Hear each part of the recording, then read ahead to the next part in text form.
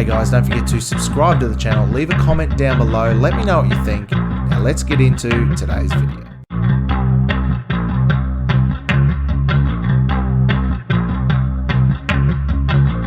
Hey guys, welcome to another episode of Crossing the Line.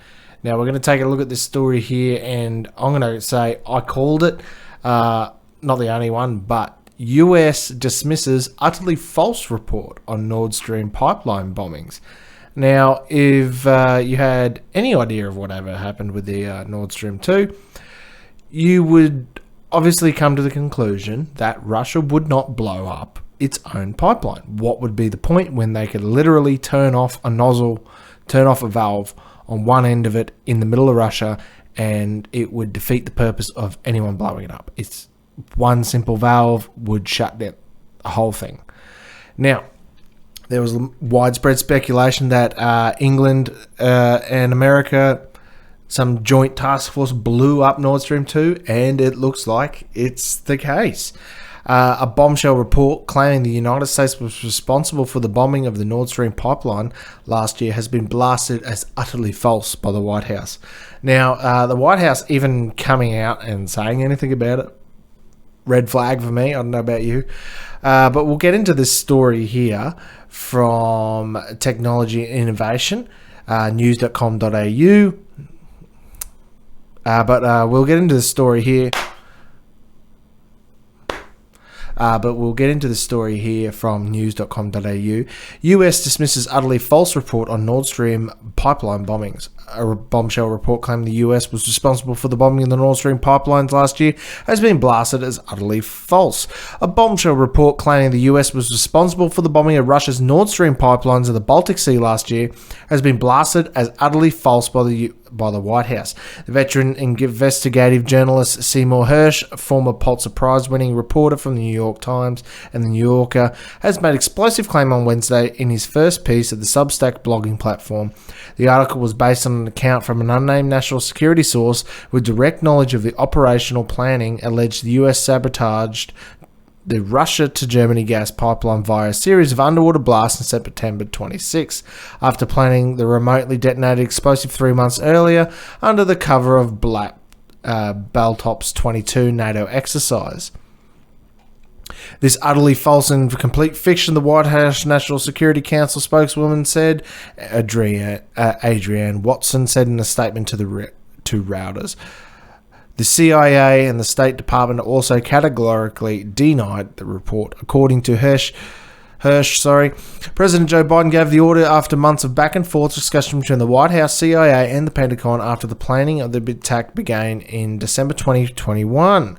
Under National Security Advisor Jake Sullivan, over the next several meetings, the participants debated options for an attack. Hersh wrote, the Navy proposed using a newly commissioned submarine to assault the pipeline directly.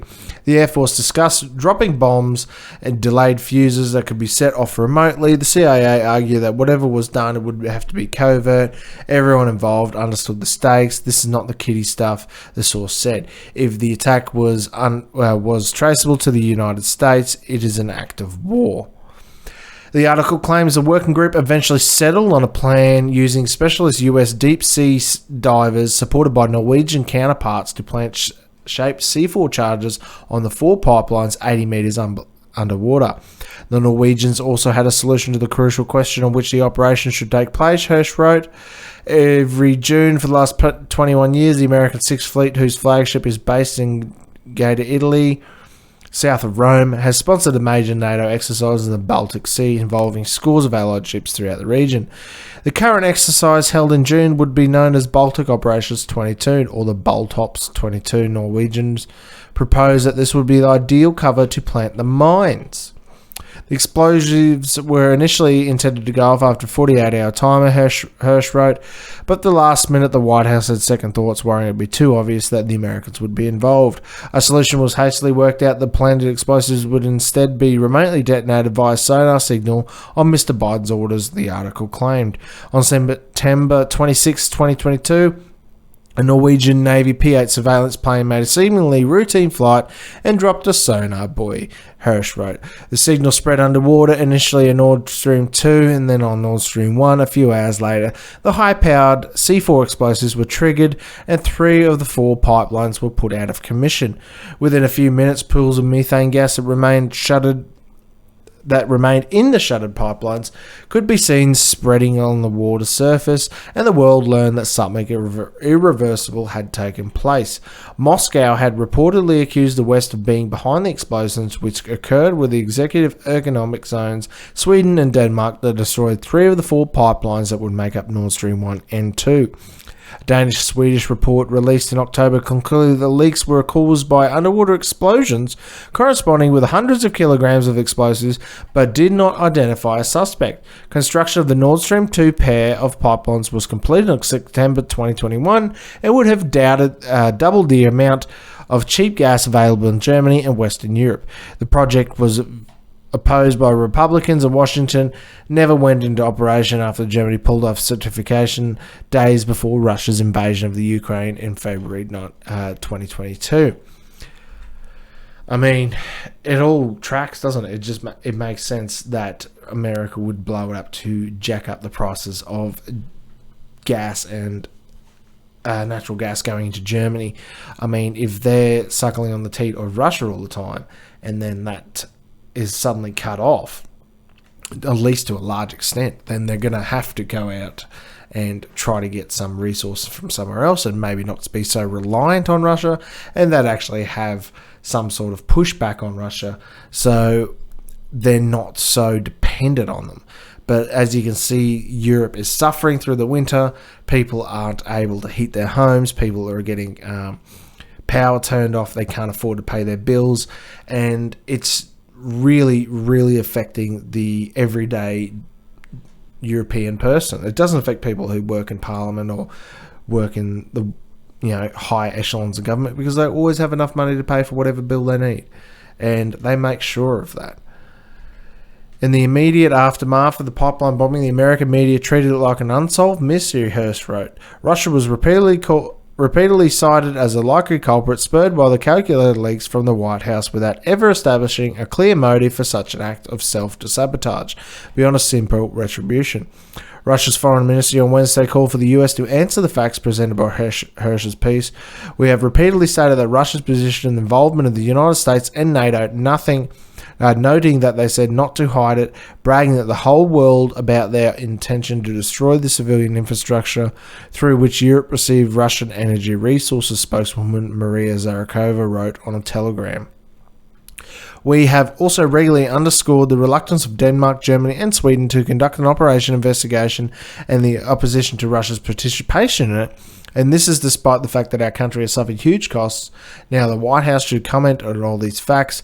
Hirsch, who won awards for reporting on the My Lai massacre during the Vietnam and Abu Ghraib prison scandal in Iraq, has also attracted controversy in recent years. Critics have accused Hirsch of spreading conspiracy theories and relying too heavily on anonymous sources. Now, it's convenient that anytime he goes and annoys the government, this Hirsch fella, it comes up to be a conspiracy theory. Like Abu Ghraib was a conspiracy theory for how many years now?